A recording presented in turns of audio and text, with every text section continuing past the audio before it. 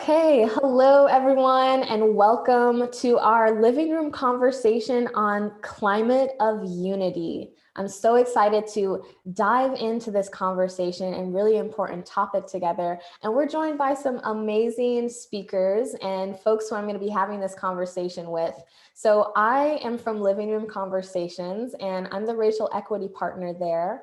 And on the other side of my work, I have a business called Be Well with Brielle as a holistic health coach, supporting folks with veganism, yoga, mindfulness, meditation.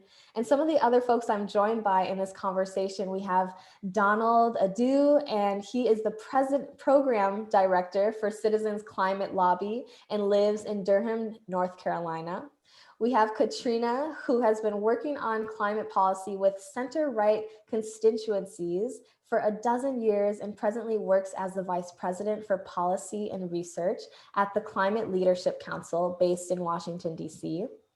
Joel Webster, Vice President of Western Conservation with the Theodore Roosevelt Conservation Partnership, participating from Missoula, Montana. I don't know if I said that right. So if I missed some things or said some things wrong, you guys can correct me when we come back around, okay? We have Carly Matthews, who is the communications director at the American Conservation Coalition, and her work has been featured in the Washington Examiner, and she has been a guest at BBC World News, Fox News Radio, and a variety of local radio and podcasts.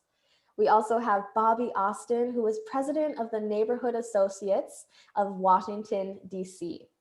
So thank you all so much for joining us. And we're going to get started by grounding ourselves in the living room conversation, our conversation agreements. These really help us to just be mindful of how we're going to engage with one another. And we're going to go ahead and read those for you together. But I'm going to say the first one, and then I'll have Katrina hop in, Joel, Bobby, Carly, and Donald. So that's the rotation that we'll go in. So the first conversation agreement is to be curious and listen to understand. The second is show respect and suspend judgment. The third one is to note any common ground as well as any differences. Is that me? Be authentic and welcome that from others. Be purposeful and to the point. Own and guide the conversation. Thank you. So just taking a moment to be present to what it's like to participate in a conversation like that, where we're really sharing authentically and witnessing others as they do the same, speaking from our personal experiences rather than say our facts or opinions, really listening intentionally and deeply to one another and suspending our judgment.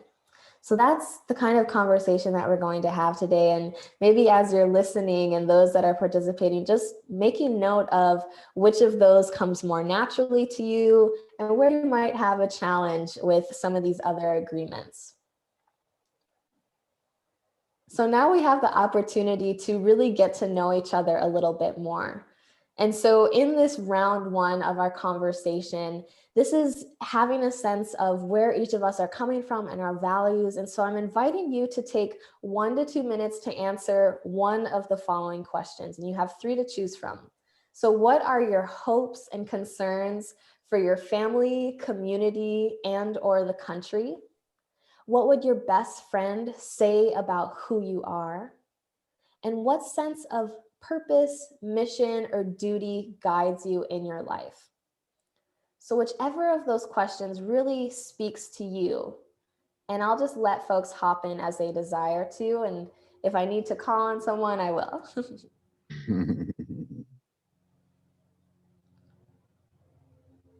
Katrina, Well, would you like?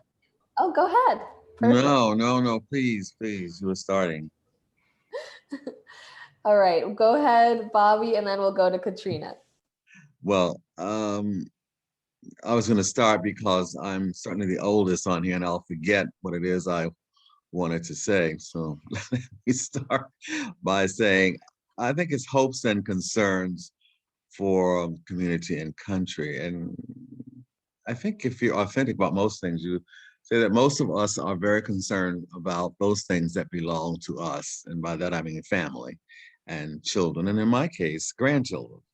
And, I've certainly in my living room had discussions with many of my friends who are my age with the fact of, is, is this something we would say to our children now? Maybe it might not be the best thing in the world to continue to have families because we don't know whether anybody is going to survive this the way we act and do and work in this world. When I was born, I think even though it was after a war, there was hope. There was hope that life is going to get better and we're going to do much better. Life is going to be a good place to be a part of. Right now, we're teetering on that very essential conversation of survival, but survival for what? And what will that survival look like? And secondly, how do we talk to one another so that we can do that both in harmony, if you are religious, in spirituality, and in other ways that don't harm your soul. I am very concerned with the environment. I'm very concerned with the soul because they both work together. It is a soul song, which is the universe. And we must learn a language that helps us to do that better so that it isn't cut off. I know what we've all been taught. We're all well educated. I understand reason and I understand religion, but there comes a time where we're going to have to bring these together so that religion has reason and reason has some spirituality. And I think that's what people in my community, and by my, I do not mean the African American community. Let me say, I do not speak for all African Americans. I do not like people who do that. I speak for me and the people that I work with. And we are very concerned that many people, particularly people who are of modest means, don't understand the conversation as of yet. And that's one of the concerns that I have, that we get this conversation right, we get the language right, so that we can all participate in the conversation. Because if we don't know the language, it's foreign to us, we cannot join in the conversation. Bobby, that framing was really helpful. And helped me organize my thoughts a lot too. So in the conversations I've had in my own, like literal or figurative living room, especially about the future of the climate, have been really bleak. Mm-hmm. And I work from a point of optimism, right? That all of these problems are really solvable, that we have policy tools, technology tools, community tools to address all of our climate challenges, and we'll be okay. And then my friends who are very well informed on a multitude of issues ask questions about whether they should be putting money in their retirement funds because maybe the world's going to end. And it's clarifying that the conversation that we've been having about climate change has been rooted in alarmism, in describing the worst aspects of the problem, those we know and those we're uncertain about. And it highlights that this is an urgent problem that needs policy action now, which is helpful, but it also alienates the vast majority of people from participating in solutions. Without a doubt, our best solutions to the climate challenge are ones we don't have yet, and they're all going to be invented by people. So the more we can bring people into the conversation, help them see opportunity and not just sort of like fear and doomsday, the better off we will be in every respect. The more solutions we'll have on the table, the more sort of diffuse those solutions will be, approachable those solutions will be. We can mobilize communities to be the source of change, but we're only going to do that if we figure out this language set problem that you've like so succinctly summarized. So thanks for that framing. I'm happy to jump in and I think build on the same sort of subject. And I appreciate, what both Bobby and Katrina had to say, but sort of thinking additionally along the lines of hopes and concerns for, family, community, and the country.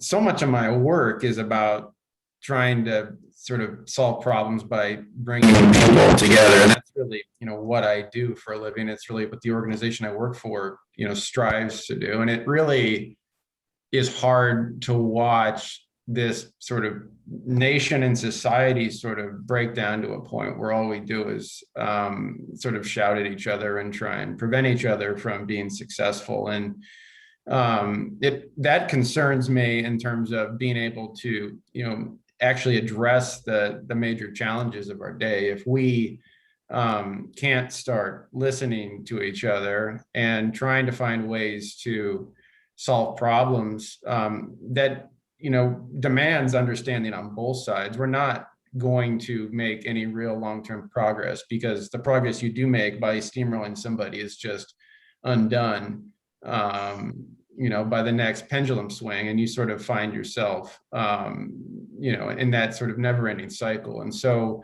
I'm certainly hopeful, and I don't know how we get there, that things improve and that people start to sort of sit down and work things out, and they do it before it gets to a point where it's crisis mode, right? And I'm an optimist. Like I think we can get there, but we have to start doing something pretty dang soon.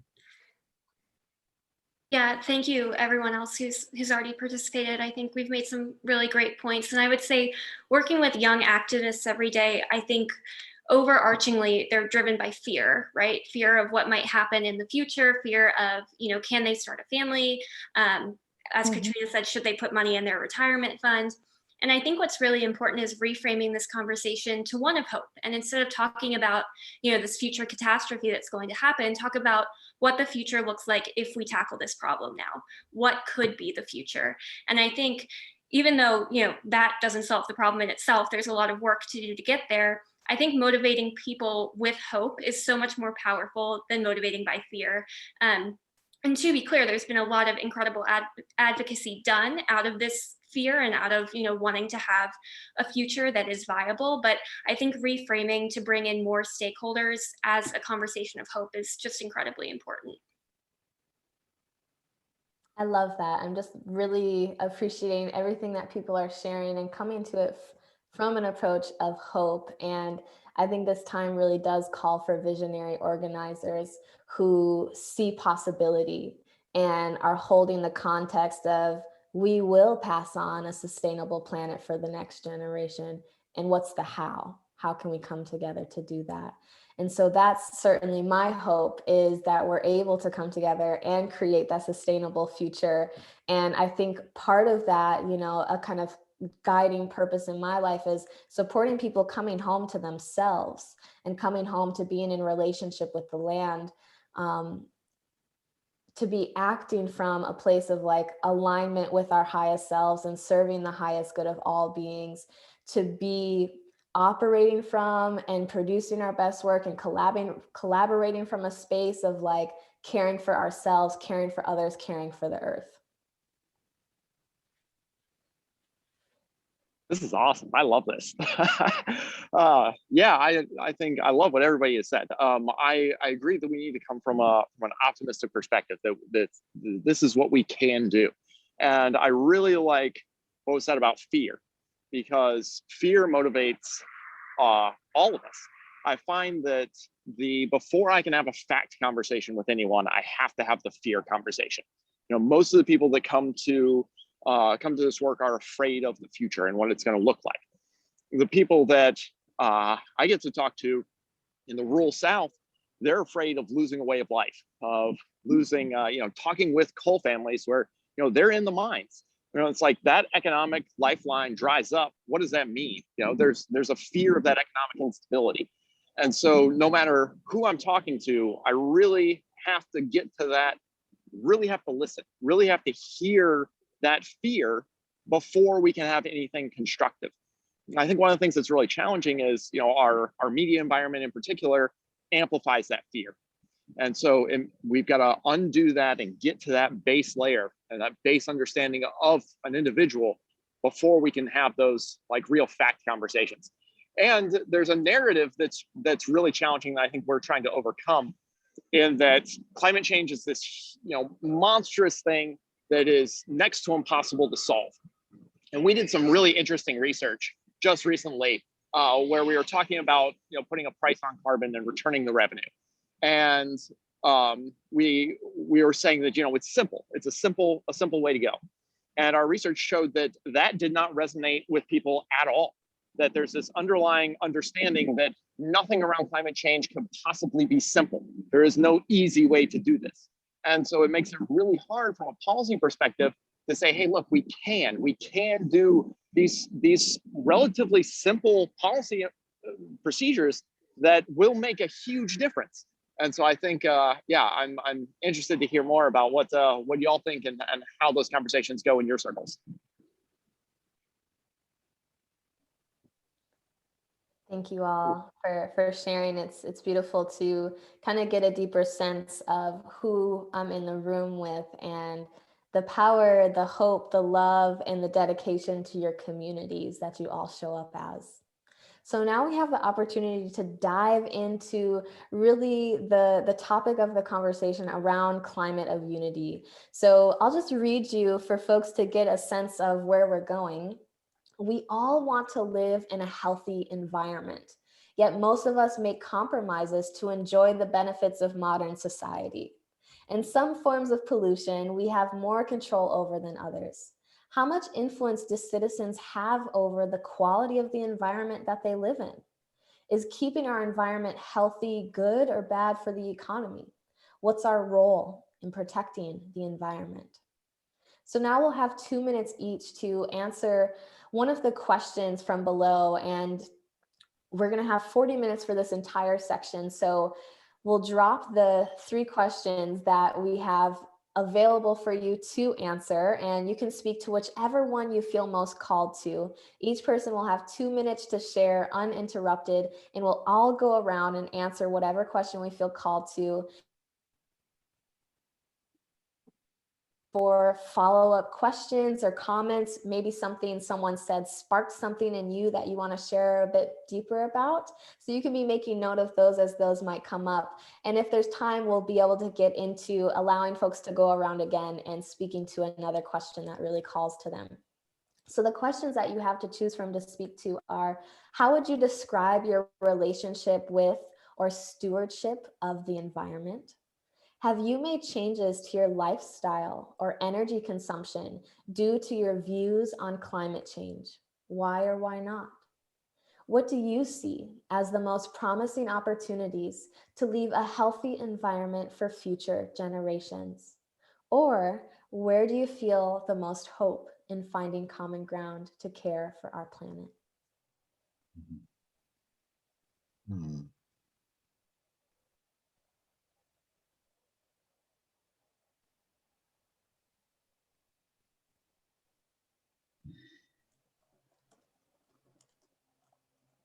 Could you drop those in the chat so we can marinate?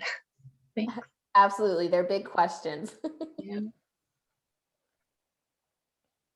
So I can go ahead and kick us off as folks are marinating on those. And I'm going to speak to this question of, have you made changes to your lifestyle or energy consumption due to your views on climate change, and why or why not? So I went vegan about 3 or 4 years ago now, and that came out of learning about the effects of factory farming and animal agriculture on our environment. After doing some of my own research and watching some really awesome documentaries like What the Health and Cowspiracy that kind of encouraged a deeper dive, and learning about how factory farming and animal agriculture was a really large source of environmental destruction, from ocean dead zones, water pollution, air pollution, species extinctions, deforestation, water and land use. I was really like, my eyes were opened in a big way. And at the time I was already vegetarian and kind of feeling called towards veganism. And so when I learned that, it was just like, I instantly, made that transition to being vegan and haven't gone back since. Don't see myself going back, because for me, it's a way that I get to be in alignment with my commitment to the environment and to passing on a sustainable planet every single time that I eat. So that's one of the most major ways that I made a shift in my lifestyle to really support protecting our environment. Hmm. Well, let me just quickly say, when Donald made his declaration about being in the South, that's I am a Southerner. I mean, I live in Washington, D.C., but I grew up in the South. Um, One of the early things that I learned as a child, I don't think I learned much, but one of the things I did learn was that you had to listen to the teacher when we were in school. We didn't have a lot that they taught, but they taught you two or three pretty specific things. And if you meet anyone of my age group, last 70s, they will tell you that you were taught hygiene, um, because we had to meet the world. You were taught reading, writing, and we did not say ciphering. I don't know where that comes from, and arithmetic. But the point is, we learned those very clearly. And in high school, every year there was something called the soil conservation essay. And it was something that everybody who wanted to be smart or intelligent got into writing these essays on soil conservation. Some of us were from farm backgrounds, some weren't. But the point is, it was a way of learning about something we really did not know and our parents didn't know either, but we could teach one another. So you developed a language, and something I've never forgotten were the soil conservation essays that I did.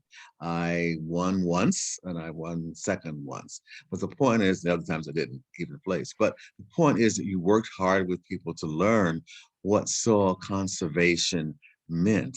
So that when someone spoke to you about if your father's tobacco base had to be something they called, I never learned a lot because I wanted to get out of the farm, out of that. I wanted to come to Washington, but I now wish I had learned a lot more.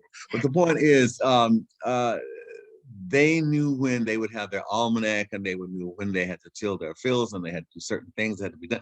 This was a way of life. So it was not an academic thing for them. And I think that's what you're talking about with the minors. It's a way of life.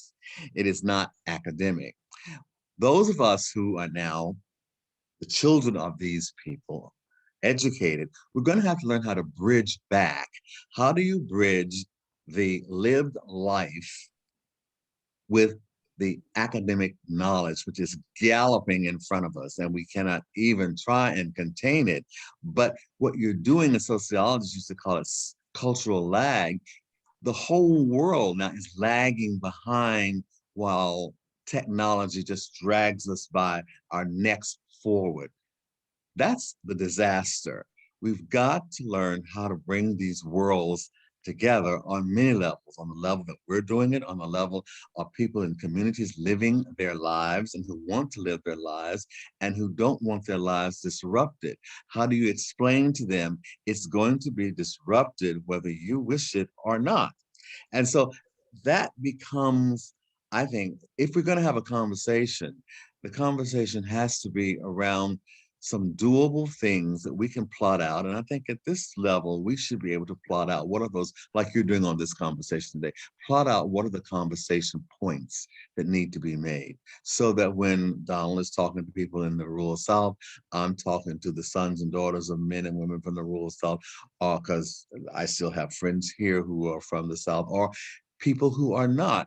How do you make that happen? Because in many worlds, environmentalists are seen as snobs, and that's not who you are.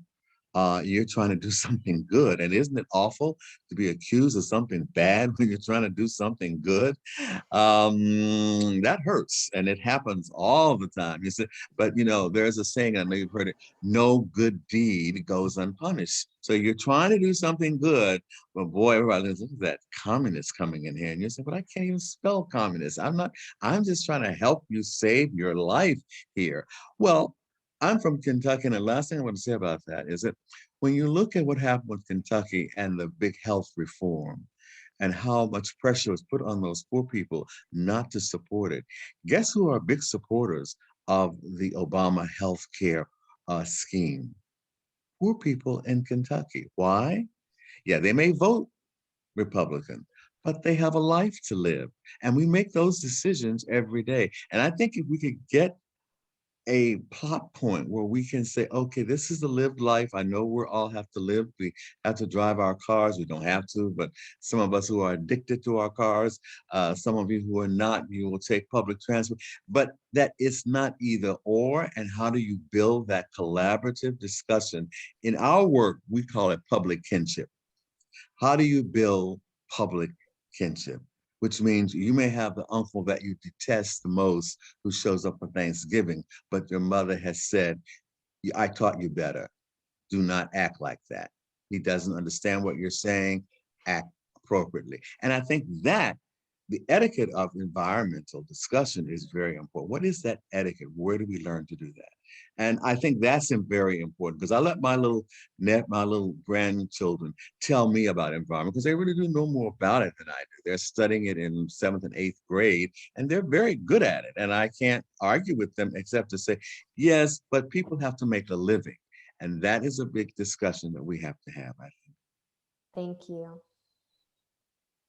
I like Bobby's personal stories. And I agree, with so much of what you said. I'm going to talk a little bit, I guess I'm going to talk about my relationship, with or stewardship of the environment. I grew up out west and, I grew up in a small town in Oregon, and my real connection to the natural world, started with the fact that I had tons of backyard adventures. And whether I was in the creek or in the forest, like wandering around, or my dad, would take me camping or fishing or hunting. Like I developed a personal, love and relationship with nature through those experiences. And, I've lived in Montana now for the past almost 20 years, so 18 years. And it's really, I'm here because of the natural and wild landscape and the landscapes that are just outside my back door. Because it's a place where I have, I can rely on my natural environment for food. I hunt and I fill my freezer with meat and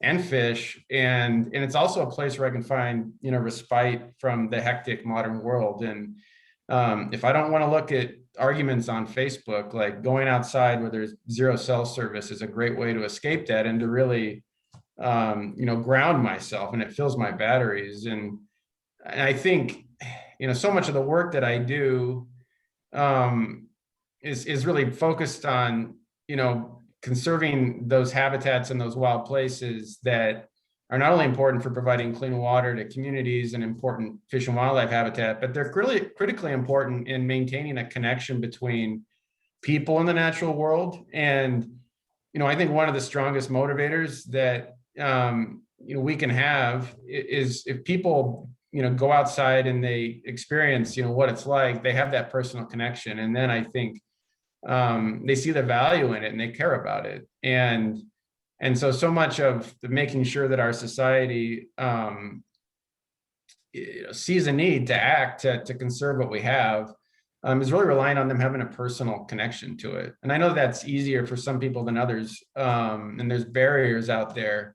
And so I think anything we can do to sort of make it as easy as possible for people to get outside, whether they live in an urban setting or a rural setting, is critically important. But that connection, I think, is super important for having that public and societal support for conservation. If I can reflect on like opportunities to leave the environment a better place, I think it connects directly to what Joel and Bobby have spoken about. We want to make it easy and approachable for people to leave a better environment. And all the metrics say that the environment, at least as people experience it, gets cleaner and cleaner and cleaner the richer your economy is. So the environment is less dangerous to you when your community has more resources. Maybe you become more dangerous to your environment as you have more resources. But a big part of any work that has to do with preserving the environment for future generations has to do with ensuring that people are well protected and people are safe from their environment. When it comes to climate change, we see that the more sort of economic activity that we've had, the more dangerous the environment is becoming to people in terms of climate damages they might experience, right? And we absolutely need to figure out how to connect, how to make it as easy for people as possible to participate in all of the economic decisions they make every day and all of the any kinds of decisions they make every day with a safer climate future. And that's why I've spent more time than I'd like to admit working on carbon pricing. If we get the incentives right, if it is a passive decision to protect the environment, we will protect the environment. So the motivations that people bring to the work of creating a safer environment, pushing for policy change, how they connect to the soul of the work of creating a more stable future, all of those things are really important. There will be 7 billion people who don't care at all about connecting to the environment or the future of the environment, and we need them to build a more stable climate future. We need every decision they make to be pointed in the direction of a more stable climate future. So that's why we work on a straightforward, maybe too simplified, Donald, pricing-based policy so that they can forget about it. They don't need to consider whether they should become vegan because they care about the environment, or if their showers are too long because they care about the environment. We need them to be able to make these decisions without a lot of thought. That's how we got into this mess. That's how we're going to get out. Oh yeah. Oh, I could not agree more. I think that's perfect. You know, the whole point is to make it as easy as possible for everybody to make the environmental choice, and we never have to choose between the environment and the economy. I believe that is a false choice.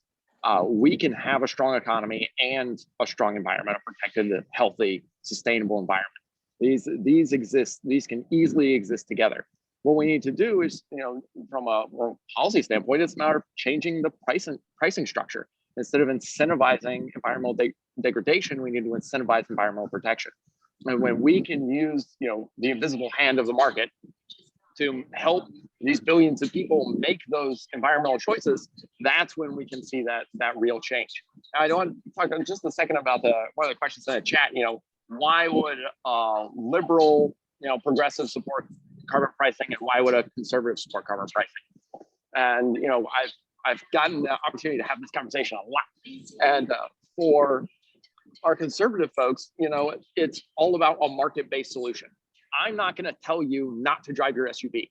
You can buy your SUV, you can drive your SUV, but you need to pay for the true cost of that fuel, right? It's the same thing with tobacco. My dad worked for Philip Morris for 25 years. And so tobacco, you know, cigarettes put food on my table and an education in my head. And so I will never tell anybody that, you know, you shouldn't smoke a cigarette. But there are real health impacts of cigarettes that impacts all of us, which is why cigarettes should cost $8, $10 a pack, because there's a true cost there. I see the same thing with fossil fuels.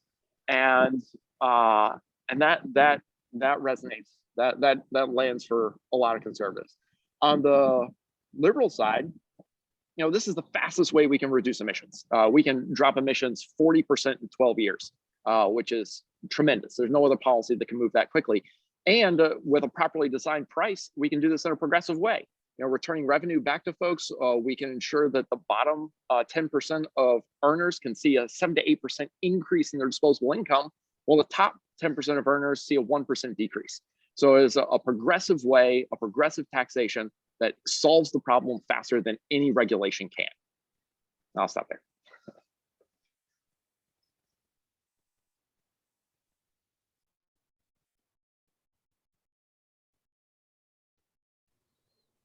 Carly, would you like to hop in? Sure, yeah, sorry, I had a little bit of trouble unmuting. But bringing it back to some of the questions in the chat, really appreciate the policy discussion here as well. But I think something that's really important about getting more people engaged in this conversation is coming back to this idea that all politics is local, so all environmentalism can be local. And like Joel was saying, you know, making people really appreciate the environment that they grew up in. Having some sort of stake in the fight, I think, is really important. And that can happen anywhere. You know, we often talk about environmentalism as kind of this coastal ideal, but I'm from really rural Pennsylvania, and people there love the environment, and they're farmers, they're sportsmen, they are hikers and fishers. So I think it's really important to engage all different stakeholders in the conversation and acknowledge where they come from, acknowledge why they're a stakeholder, acknowledge, you know, what solution is going to work for them locally, because national and local solutions are different environmentally, and I believe we need to have both. So I think that that's a really important part of the conversation, is making environmental issues smaller and more digestible for people and visible in their communities. Because I think sometimes when we talk about climate change as climate activists, that's hard to grab onto. It's not always tangible. Maybe in Miami, Florida, where sea level rise is, you know, a real threat and is visible, it's tangible. But somewhere like I grew up, people are not going to be able to grasp onto one thing and say, oh yes, I see climate change is happening. It's not what the culture is. But, you know, farmers understand soil erosion and they understand extreme weather. So I think bringing it back to what makes sense in someone's backyard, what they've experienced, is just critically important to getting more people engaged, and then we can start more of a policy discussion from there. But I think making someone understand why they have a place in the fight is what's most important. Thank you all. Now that we've had the opportunity to hear from all of the folks sharing and speaking to the questions that really spoke to them, opportunity to ask any follow-up questions. If there's something that someone said that really sparked something in you that you might want to ask a follow-up question about, or share something similar, opportunity for a little bit of free flow.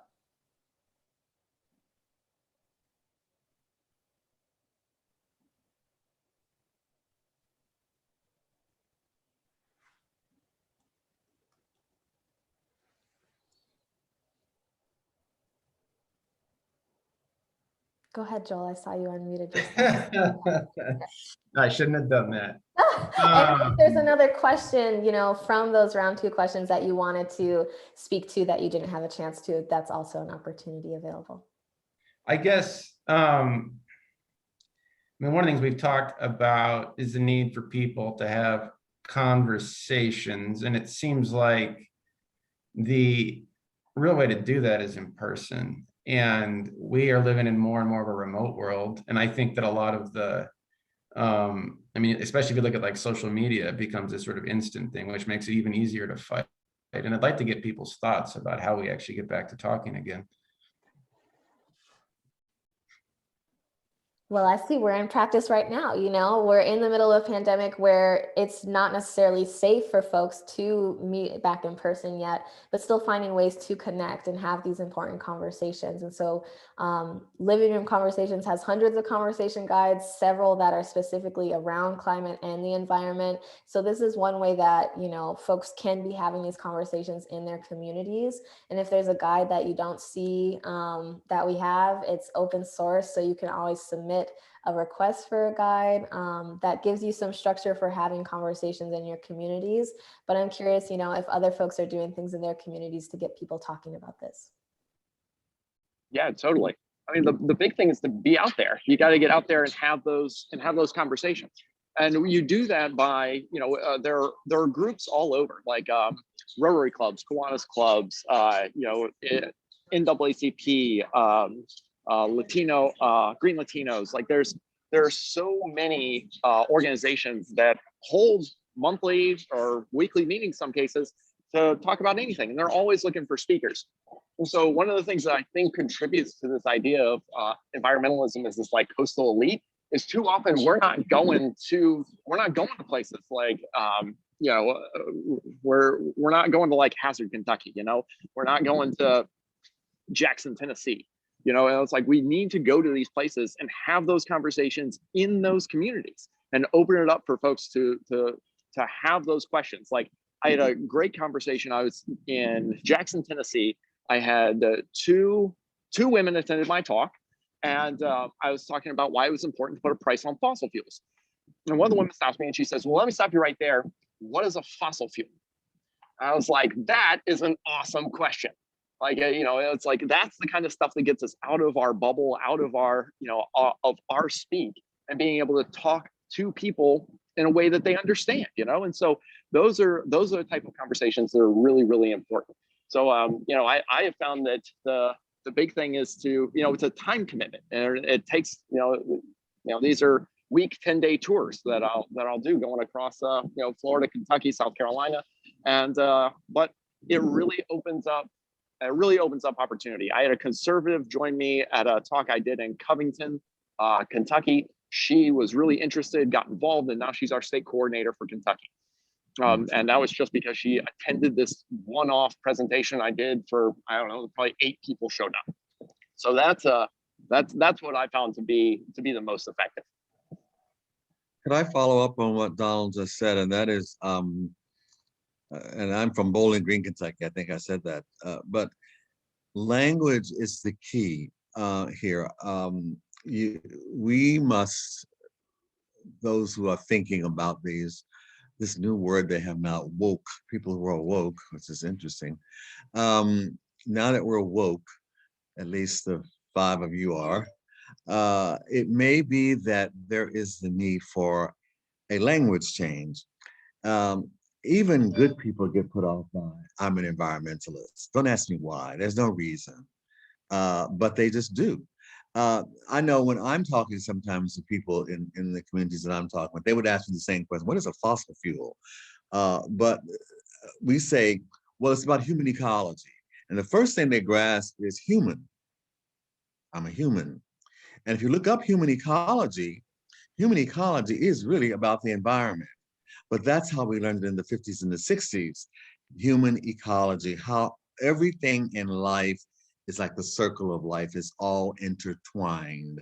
And therefore you can start your conversation, that's how we kind of do it, with this human ecology idea for us as individuals to continue to live and to prosper and have well-being. And I think that will I know it has done, I've done a lot of these. I've done a couple 2 years ago and one last year, discussions regarding how we have gardens in our communities, because some of our communities have gardens, and that human ecology tag is just different than in the hearing than in saying you're going to become an environmentalist. And I'm not downing that. I'm just saying we have to have a lot of different languages in our quiver to get these things done. I love that reflection, Bobby, because I've been grappling with this idea. Bobby, Joel, Carly, you reflect on your experience in a rural area, more connected to the land. I am an urban animal. I have never owned a car. I've organized my life around being able to do my grocery shopping and commute and all of that without ever touching anything with wheels. So my connection to this problem is it's never going to be because I feel deeply connected to the natural environment where I live, right? The natural environment where I live is pigeons, rats, and some trees that will survive. So I don't want to save the pigeons and the rats. But then I think about some of my partners in the climate space who do connect with the land, right? So the farmers and ranchers have right now this campaign out about 30 harvests. We have 30 harvests to connect American agriculture to the climate challenge and to save at the same time agriculture and preserve the climate, right? Mm-hmm. What a powerful message to connect to people who farm for a living, right? The challenge is immediate. It's the generation that will follow them to ownership of their farm. I think that language set is absolutely outstanding. How can we sort of spread that immediacy through the parts of the environment that people connect to naturally by adopting new language sets? What an immense challenge, but also I think the key for allowing people to feel like the way they participate in their communities, in commerce, through their jobs allows them to meet the climate challenge in an optimistic way, right? They don't need to operate from a place of fear. They can operate from a place of participating through that optimistic lens. If we have 30 harvests to save American agriculture, well, let's make these 30 excellent harvests, right? Yeah. How can we deploy that in other areas? Yeah. Yeah. Yeah, I think this conversation has been really great. And it brings me back to an experience I had this fall. Our organization did a 45-day road trip across the country to see different local environmental solutions and how different stakeholders were really addressing this challenge in their community. And when I was on the trip, I was in the American Southeast. So I was in places like Mobile, Alabama, where they have really interesting, innovative nonprofits to address pollution in their communities. And I think we don't talk about those little local solutions as much. And of course, that nonprofit in Alabama isn't going to solve all of our environmental challenges. But I think giving people that tangible benefit of getting active in their communities and showing like, this is how we can make a difference here, and using language that community is familiar with, as everyone else has been saying, is just so important, because what is going to work in Florida is not going to work in Montana. We're too diverse of a country, whether that be geographically, ethnically, politically. We just have so many different solutions that are going to be needed depending on where we are. So I think, coming to each different situation with the right language, with the right framing, is so important, because that's how we're going to move, these cities or these rural areas forward, while we, figure out federal policy, which is of course so much more fraught politically, and our, Congress is often extremely politicized when it comes to actually passing legislation. So working on those tangible solutions, I think is so important, and comes back to this idea that everyone has a stake in the environment, and everyone can come to the table with a solution that's going to work for their community. Can I dive in real quick and answer my own question too? I completely agree with what everybody's saying about getting out there, meeting with people, but also knowing, what people's values are, so you can speak to them. And that's a big part of what language is, right? Understanding what makes people tick and being able to speak to them. And so it's almost being bilingual. I also think, though, in addition to just speaking, in terms of building a coalition, right, which is a big part of this, we also need to be building relationships with those groups that are hard. And so much of policy in America is driven by thought leaders, and those people have a ton of influence over a lot of people. And if you can convince them, then it really sort of, in many ways, has an influence on a much larger number of people. And I think we need to be willing to make ourselves vulnerable in that we're willing to have honest conversations with people that might not like what we're doing, but are critical in its success. And so having a good enough relationship with those people that you can approach them with things, and you've got that trust with them that they're not going to just sort of oppose what you're doing and come after you, I think is critically important. We at least need to try. And because that's how we're ultimately going to get things done, is if we can work with those folks and find as much common ground as we can. I love what everyone has spoken to around the importance of relationships that we're building with our communities, meeting people where they're at, and using language that kind of brings people into it. So, vegan, when I say vegan, that sparks something in people pretty quickly. They're like, I don't know about all that, And so it's like, I bring it back to my why, and the connection between all of it is like, my grandfather died from, type 2 diabetes and eventually a heart attack. And heart disease is like the #1 killer worldwide, and something that we can see in so many of our communities, these preventable diseases. And so it's like, maybe you don't go vegan, but when you're eating more plants, it connects back to our own health, so that we can be alive enough to support the health of our environment as well as the health of our communities. And it supports the health of our environment and climate, because we're reducing and divesting from that animal agriculture. And then further, it's also supporting the prevention of pandemics, because zoonotic disease is such a driver in the pandemic that we're in right now. And so Donald, when you spoke to that, incentivizing environmental support and charging for the true cost of something like tobacco, I think about, meats such as salami and hot dogs are Schedule 1 carcinogens in the same category as tobacco, and then also cause the impact on our health as well as the health of our environment. So how do we also charge the true cost for something like that as well?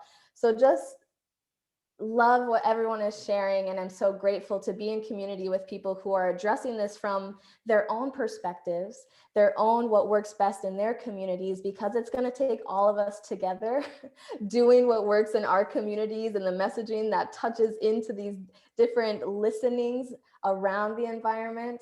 So now we are going to move into the final round of reflecting on really what was valuable to you about this experience of listening and sharing about this topic. So we'll have about 1 or 2 minutes to share from one of the following questions. What was most meaningful or valuable to you in this living room conversation? What learning, new understanding, or common ground was found on the topic? How has this conversation changed your perception of anyone in this group, including yourself? And is there a next step that you'd like to take based upon the conversation you just had?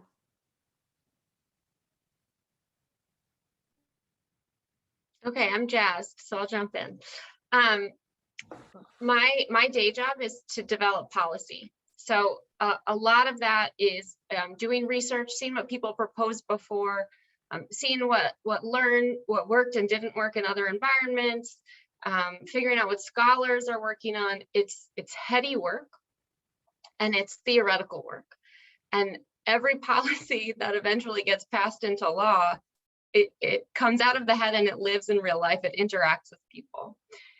This conversation for me was a really terrific reminder that in all of the ways that we make policy in the United States, at almost every level of government, we really forget how to connect policy to the kinds of people that end up interacting with it. And so for me, a big next step, a big takeaway from this is to remember all of the voices that I haven't heard from yet as I work on creating a policy. To remember that I have a lot of blind spots, and you have to figure out what those blind spots are while you're building policy for a successful future.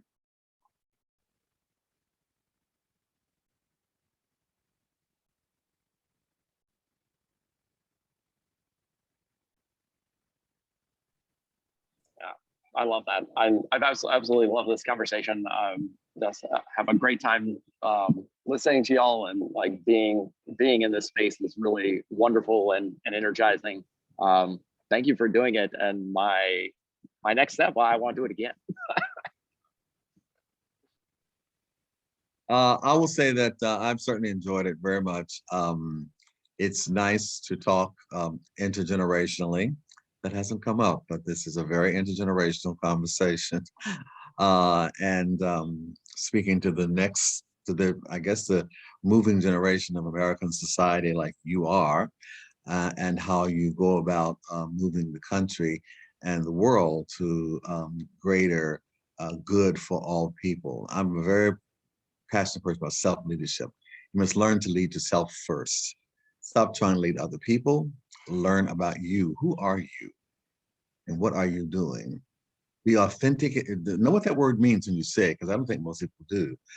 Be authentic to yourself and lead from yourself. And lastly, I didn't say anything about social justice, because I think it's tied into, you don't have to. It's tied into the circle of life, and it's tied into public kinship. But if you can treat people appropriately, we can treat our environment the same way, because it was given to us to do that. So I learned a lot, and I hope we'll do this again. It's been very good, very good.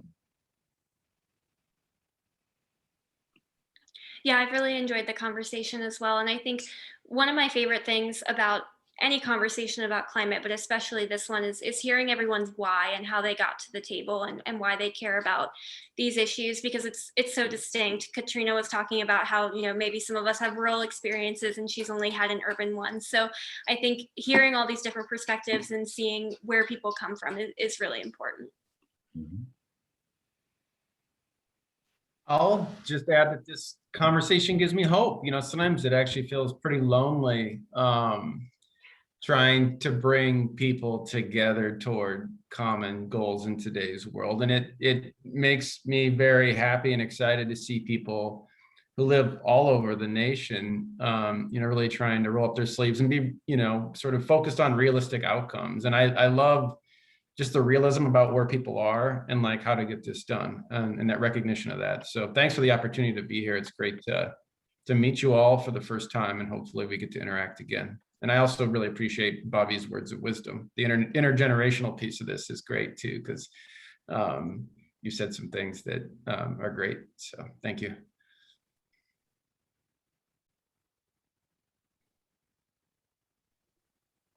Yeah, it's always great to learn about this from another perspective because, clearly I have my stake in this and the way that I like to show up to this conversation and around climate, to know that, the same hot dogs that we're eating is the same thing that's causing disease in our communities, and the same farm that's creating environmental racism and, runoffs that creates more health challenges for us and all sorts of other things on our environment and the pandemics. But for me, it is important to hear the other aspects of this conversation, because even if I change the way that I eat and I help other people change the way that they eat, our tax dollars are still subsidizing these food industries. And so when I pay my taxes, I'm still paying and investing into these industries that I don't align with and support on a daily basis. So there's, the personal is political, and the political is also, and like the showing up in policy and community organizing is equally important. So I appreciate the reminders of all the ways that there are to show up to this work, and to be in conversation with people who are really committed to our environmental sustainability, because it grounds me back into hope, like we talked about in the beginning of our conversation, that there are other people out here who are doing this work, who have hope, and have solutions. Any other final thoughts from folks? So I just became a parent, and one piece of advice that I got over and over again, that I actually took and didn't ignore, was do everything out of love. And I think that really applies to the kind of work that we're talking about here. I don't think any of us is in this job for a paycheck. We do it because we're working on issues that we care deeply about. And it's a really wonderful reminder that people will take a lot of different approaches to solving the challenges we face. And most of our partners are doing it out of love. So we just have to meet them where they love.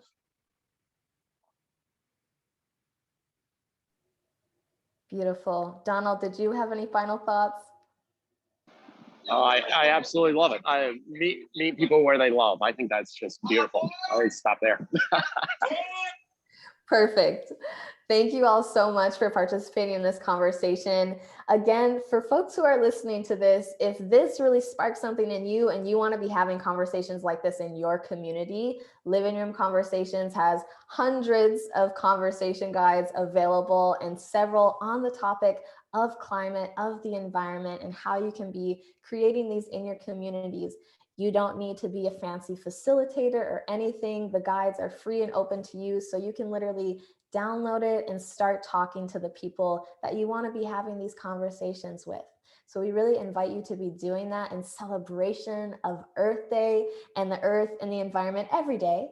And so grateful to everyone who's been here participating in the conversation. You can check out our website at livingroomconversations.org to browse our guides and join our email list to learn about other conversation opportunities like this and to support you creating these conversations in your communities. Thank you all so much, and wishing you a blessed rest of your day. Thank you very much.